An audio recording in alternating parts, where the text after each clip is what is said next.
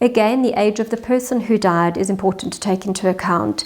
If it's a young person who died, there's always that sense of that person has been cheated out of life and robbed out of life. And at the same time, there's a sense that that person still had a whole lifetime to be lived. Similarly, for an older person is, again, we can't say that because that person is older, but in saying that there is something more natural to the order of life when it's an older person that dies.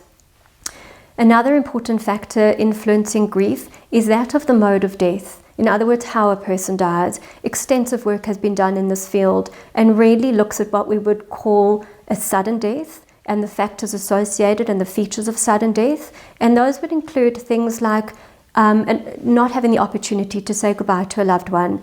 Often our sudden death has huge implication for traumatic bereavement. That if the mode of death around the sudden death was accidental or a murder or something with incredible trauma associated, what we often find has therapeutic implication that we're not only working in a grief space, but we also have to bring the trauma element into that work, because very often that bereaved person is left with a deep sense of not only trauma around grief, but trauma around the circumstances associated with the grief.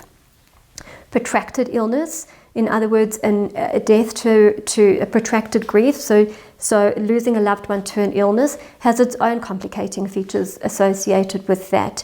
We often find in that's what's called anticipatory grief, is that person goes through a process of grief in anticipation of what is to come. And we often find that grief work is done way before that person actually leaves the world. And there's a lot of work to be done in the anticipatory grief space. In saying that also, very often when a person is walking alongside a loved one through an illness, it comes with the horror of having to see that person go through terrible treatments, lose their dignity, often really lose themselves to that illness. And for the bereaved person, that has its own implication in grief, is that we often are holding that space where that person is remembering and often traumatized by the horror of what they had to witness their loved one going through. We often hold a deep sense of helplessness, of that they couldn't take that suffering away from their loved one. So as we can see, the mode of death has huge treatment implication for our work with grieving people.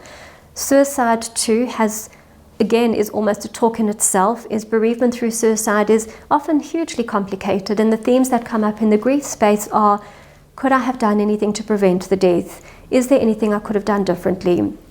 Could I have known? And once again, we hold those questions, we unpack those questions, but really to realize that the way in which a person dies has huge implications for how we work with grief.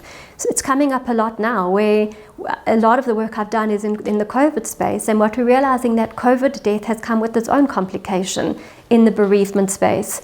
And it comes up again with features like, I dropped my loved one off at the hospital not knowing that I would never see them again.